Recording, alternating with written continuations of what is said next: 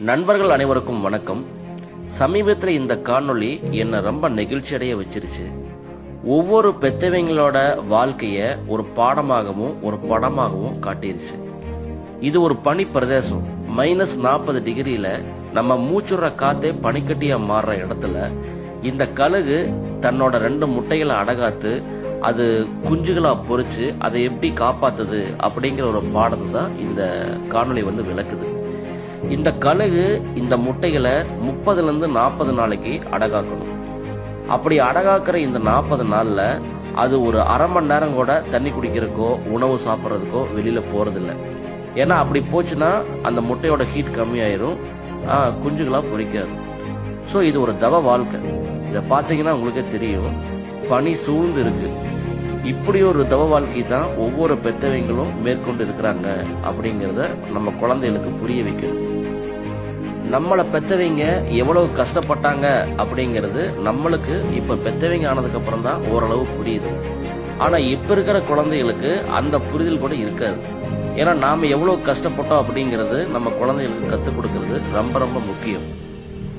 நாம என்ன வேலை செய்யறோம், எவ்வளவு சம்பாதிக்கிறோம், இதை சம்பாதிக்கிறதுக்கு எவ்வளவு கஷ்டப்படுறோம் அப்படிங்கறத நம்ம குழந்தைகளுக்கு முதல்ல உணர்த்தணும். வாழ்க்கை அப்படிங்கிறது ரொம்ப எளிதானது அல்ல, போராட்டம் நிறைஞ்சது.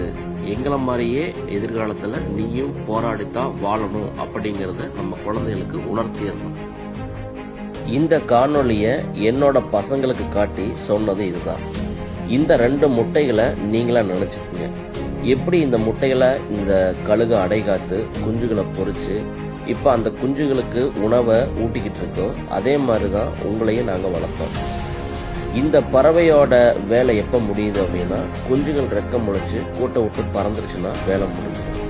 ஆனா எங்களோட வேலை அப்படி கிடையாது. இனிமேல் உங்களை படிக்க வைக்கணும், உங்களுக்கு தேவையான ஒரு வேலையை தேர்ந்தெடுத்து கொடுக்கணும், உங்களுக்கு தேவையான வாழ்க்கையை அமைச்சு கொடுக்கணும்.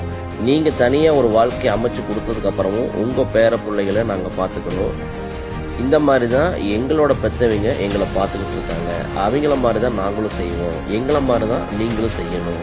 வாழ்க்கை அப்படிங்கிறது எளிமையா கிடையாது, கண்டிப்பா போராடித்தான் ஆகணும் அப்படின்னு நம்ம குழந்தைகளுக்கு கத்துக் கொடுக்கணும். ஏன்னா இன்னைக்கு அவங்களுக்கு எது ஒண்ணு எளிதா கிடைச்சிருது. அவங்க கேட்கும் போது அவங்களுக்கு இருக்குது, கேட்கறதுக்கு முன்னாடியே இங்க தயாரா இருக்கு. அதனால வாழ்க்கை ரொம்ப ஈஸியானது அப்படின்னு நினைச்சிடக்கூடாது. ஸோ ஒவ்வொரு வாழ்க்கையும் போராட்டத்துல தான் அவங்களுக்கு வெற்றி அடையுது அப்படிங்கறத நம்ம குழந்தைகளுக்கு கண்டிப்பா நம்ம ஒரு வாழ்க்கை பாடத்தை, நம்மளோட வாழ்க்கை பாடத்தை கற்றுக் கொடுக்கணும். நன்றி.